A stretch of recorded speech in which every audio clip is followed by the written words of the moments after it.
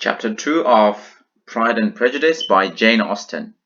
Mr. Bennet was among the earliest of those who waited on Mr. Bingley. He had always intended to visit him, though to the last always assuring his wife that he should not go. Until the evening, after the visit was paid, she had no knowledge of it. It was then disclosed in the following manner. Observing his second daughter employed in trimming a hat, he suddenly addressed her with, "I hope Mr. Bingley will like it, Lizzie. We are not in a way to know what Mr. Bingley likes," said her mother resentfully, "since we are not to visit." "But you forgot, mamma," said Elizabeth, "that we shall meet him at the assemblies, and that Mrs. Long promised to introduce him." "I do not believe Mrs. Long will do any such thing. She has two nieces of her own.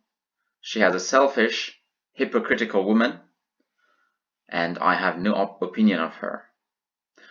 "No more have I," said Mr. Bennet, "and I'm glad to find that you do not depend on her serving you." Mrs. Bennet designed not to make any reply, but, unable to contain herself, began scolding one of her daughters. "Don't keep coughing so, Kitty, for heaven's sake. Have a little compassion for my nerves. You tear them to pieces." "Kitty has no discretion in her coughs," said her father. "She times them ill." "I do not cough for my own amusement," replied Kitty, fretfully. "When is your next ball to be, Lizzie?" "Tomorrow fortnight." "Aye, so it is," cried her mother, "and Mrs. Long does not come back till the day before, so it will be impossible for her to introduce him, for she will not know him herself." "Then, my dear, you may have the advantage of your friend and introduce Mr. Bingley to her." "Impossible, Mr. Bennet, impossible. What I am not acquainted with him myself, how can you be so teasing?" "I honour your circumspection. A fortnight's acquaintance is certainly very little. One cannot know what a man really is by the end of a fortnight. But if we do not venture, somebody else will. And after all, Mrs. Long and her daughters must stand their chances, and therefore, as she will think it an act of kindness, if you decline the office, I will take it on myself."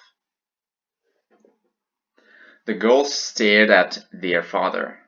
Mrs. Bennet said only, "Nonsense, nonsense." "What can be the meaning of that emphatic exclamation?" cried he. "Do you consider the forms of introduction, and the stress that is laid on them, as nonsense? I cannot quite agree with you there.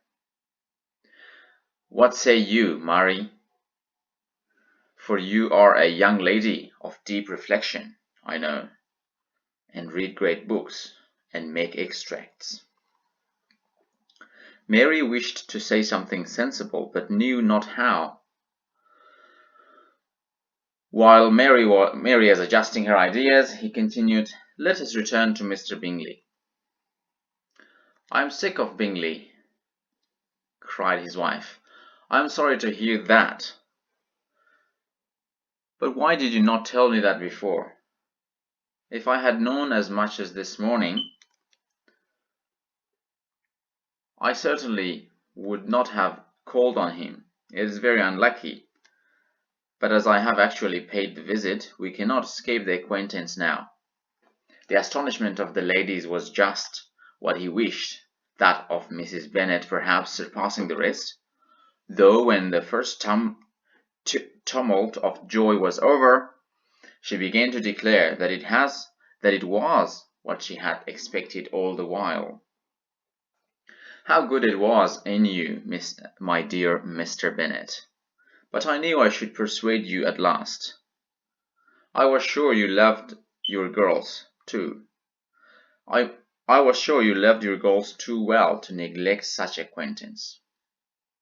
Well, how pleased I am, and it is such a good joke, too, that you should have gone this morning, and never said a word about it till now. Now, Kitty, you may cough as much as you choose, said Mr. Bennet. And as he spoke, she left the room, fatigued with the raptures of his wife. What an excellent father you have, girls, she said, when the door was shut.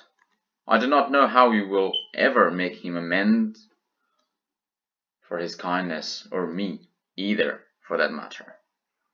At our time of life, it is not so pleasant, I can tell you, to be making new acquaintances every day. But for your sakes, we would do anything.